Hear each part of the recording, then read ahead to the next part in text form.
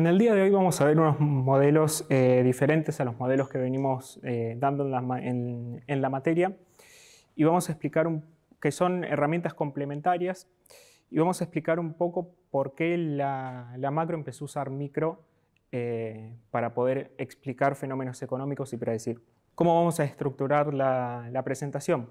Bueno, vamos a ver de dónde surgen la necesidad de microfundamentos en la economía, que básicamente fue en la década de los 70 con la crítica de Lucas, y por qué necesitamos usar la micro para explicar la macro. Vamos a ver grandes características o grandes rasgos de dos tipos de modelos con microfundamentos. Uno son los RBC y los DSG. Después les voy a mostrar un modelo RBC para economía cerrada, un modelo muy simple para que entiendan la dinámica de los microfundamentos en la macro. Y por último vamos a ver las conclusiones de los modelos. Empezaron a usar los microfundamentos en la macro y por qué. Todo comienza con la crítica de Lucas en 1976, en donde se establece que los parámetros de los modelos macro no son invariantes frente a cambios de política económica.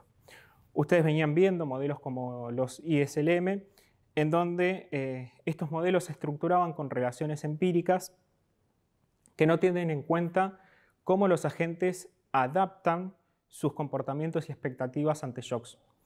Entonces, ante esto las predicciones de los modelos pueden fallar, y por eso se utilizan herramientas micro como las maximizaciones de utilidad o de beneficios de la firma para poder ver cómo los agentes y las firmas adaptan sus comportamientos ante cambios en las reglas de juego, shocks o cambios en políticas monetarias. Entonces, ahí aparecen los microfundamentos como herramientas micro para explicar la macro. A grandes rasgos, en la macro tenemos dos familias de modelos, que una está dentro de la otra, que se utilizan para hacer macro microfundamentada. Los primeros son los modelos RBC o Real Business Cycle, en donde son conjuntos de una serie de modelos más grandes que ahora vamos a nombrar. Estos conjuntos no tienen rigideces nominales, o sea, trabajamos casi siempre con mercados competitivos en donde tenemos shocks reales, ¿sí? Shock de productividad, de preferencias y demás, que eso hacen ciclar la economía, y buscamos explicar esos ciclos. En este tipo de modelo, la política económica tiene un papel limitado, ¿sí? Las fluctuaciones de la macro van a venir por el lado de los shocks reales. Por otro lado tenemos los modelos DSG, Dynamic Stochastic General Equilibrium, que son modelos muy parecidos a los RBC, pero que incluyen rigideces nominales. Esto quiere decir que hay múltiples shocks y fricciones, por ejemplo, fricciones financieras, fricciones de precios. Incluyen estos modelos también política monetaria y fiscal activa, o sea, son un conjunto de modelos que utilizan, por ejemplo, bancos centrales para realizar, como herramienta para realizar política macro de corto y mediano plazo. Y gracias a esto y a los microfundamentos y las rigideces, son modelos que nos permiten hacer análisis cuantitativos y evaluaciones de políticas. Quiero hacer un paréntesis acá y volver un poco del por qué es necesario o el objetivo de estos modelos. Tienen que haber visto al principio de la materia que nosotros tenemos el producto o el PBI, ¿sí? Y tenemos una tendencia, que la tendencia es el sendero de crecimiento sostenido de la economía, y que sería el sendero por donde quisiéramos o sería deseable que se sitúe la economía, y que el producto cicla por distintos factores, como por ejemplo shocks o cambios de política. Lo que nosotros queremos hacer de aquel lado, ¿sí? A la derecha tienen los ciclos, ¿sí? Nosotros buscamos explicar estos ciclos, la macro de corto plazo con estos modelos, no la de largo, que sería explicar la tendencia o el crecimiento. Bien, entonces comencemos a ver el modelo RBC para economía cerrada y para que entiendan un poco ustedes cómo utilizar los microfundamentos en la macro. Vamos a tener un modelo en donde vamos a tener firmas y familias que existen o viven por T grandes periodos, ¿sí? T puede ser años, por ejemplo. Tenemos firmas y familias que viven T mayúscula años. Vamos a asumir que los mercados son competitivos, que la economía es, bueno, es cerrada y que no existe gobierno, solo, de vuelta, repito, firmas y familias. Y vamos a tener tres mercados: el mercado de bienes, el mercado de trabajo y el mercado de capital. ¿Qué van a querer hacer los consumidores o qué buscan hacer los consumidores? Bueno, elegir cuánto consumen y cuánto van a trabajar para cada uno de los periodos, desde cero, cuando nacen, digamos, hasta T grande, que es cuando terminan su paso por esta economía o este mundo ficticio. Bien, el problema de los agentes o su objetivo es maximizar la utilidad total intertemporal. Esa utilidad depende de cuánto se consume, de cuánto quieren consumir y de cuánto ocio quieren tener. O sea, 1 menos LT, que LT es el trabajo, ¿sí? Y eso lo van a hacer con ese comportamiento está representado con esta sumatoria acá, en donde U mayúscula o U grande es la utilidad total a lo largo de la vida de la gente y U sub T es la utilidad periódica, o sea, en cada uno de esos años de T igual a 0 hasta T grande. La sumatoria de todo eso descontado por un factor de impaciencia me va a dar la utilidad total de los agentes. Vamos a asumir, y esto es muy importante, que los hogares son propietarios del capital físico, o sea, dueños de las máquinas y de los edificios para producir, y que son dueños de las empresas.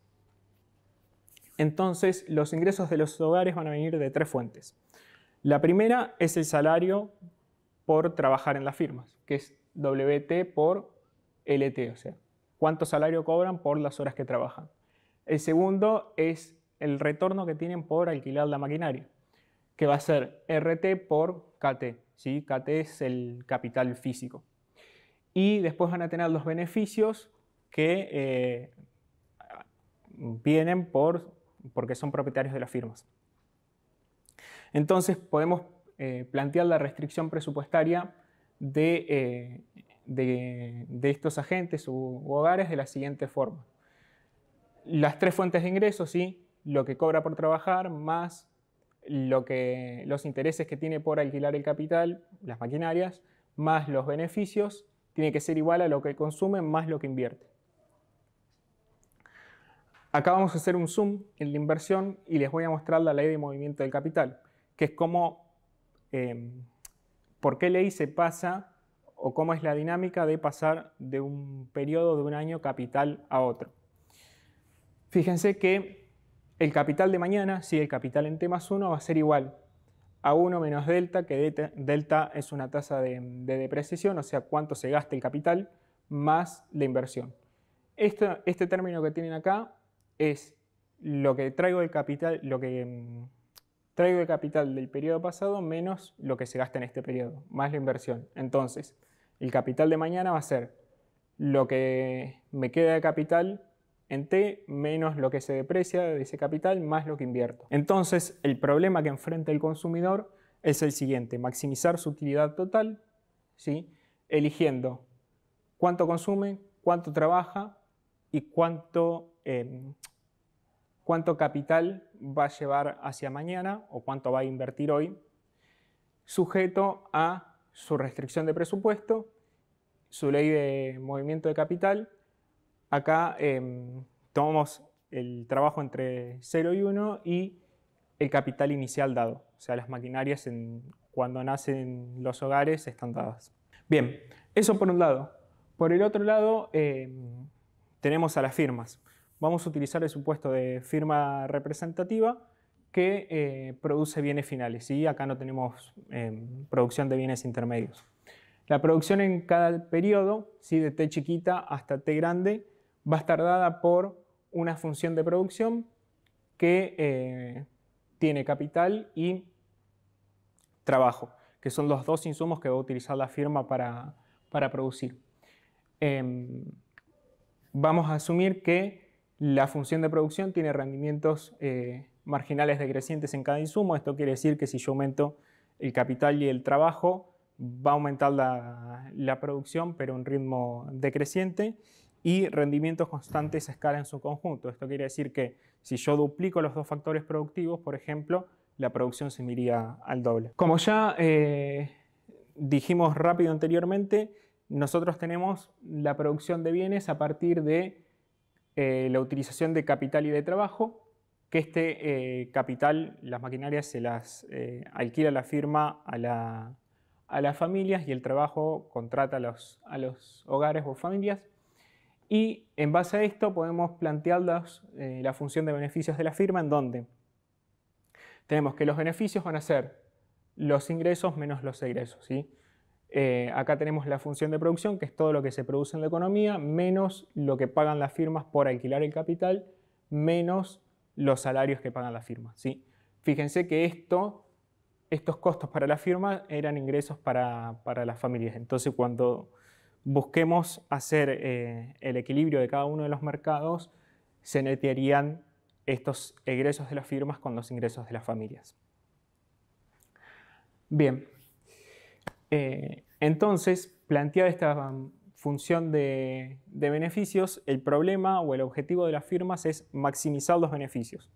Es decir, va a elegir cuánto capital alquilar y cuántos trabajadores contratar para maximizar la función de beneficios que habíamos explicado hace unos minutos.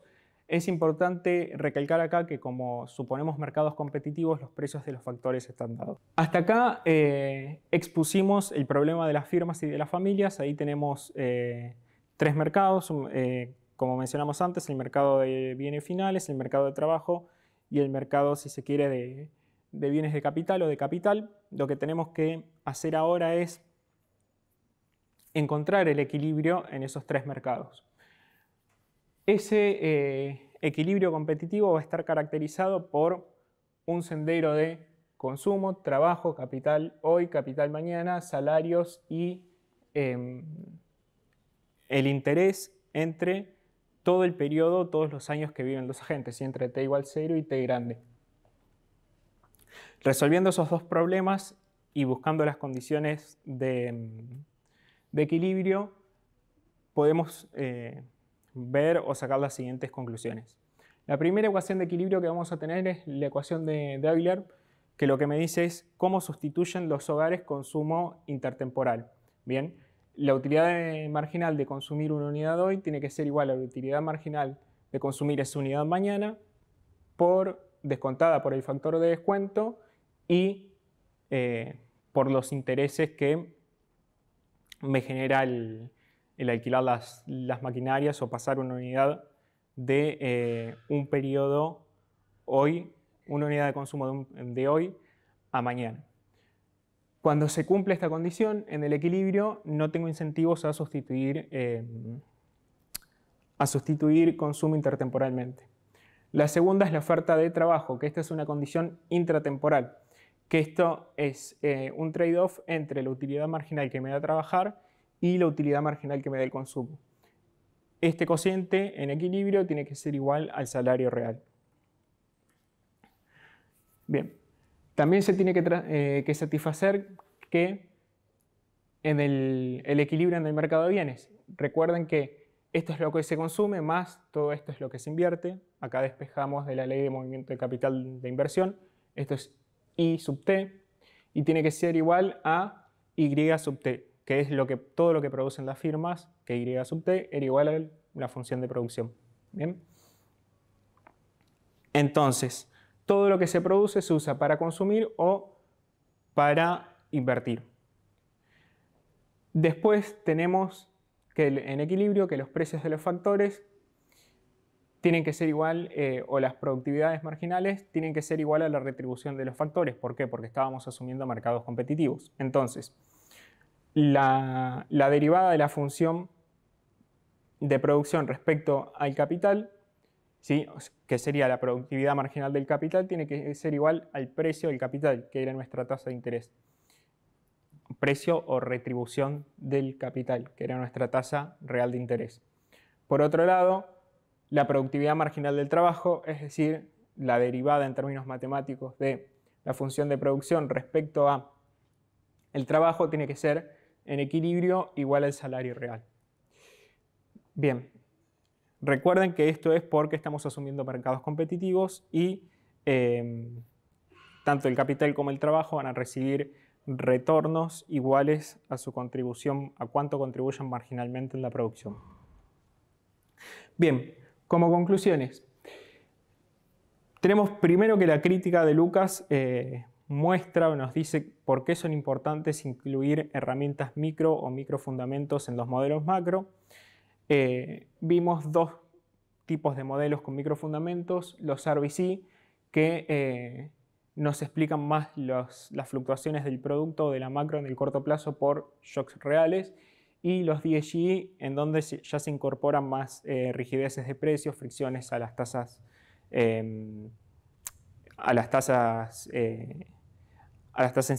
internacionales, de interés internacionales, y hay múltiples tipos de shocks. Mostramos un modelo RBC básico para que comprendan cómo se utilizan los microfundamentos en la macro de una manera muy reducida. Y encontramos el equilibrio general, en donde mostramos que eran todo un sendero o decisiones óptimas a lo largo de todas las vidas de los agentes de consumo, capital, inversión, ocio y trabajo, e interés que cobran por alquilar las maquinarias.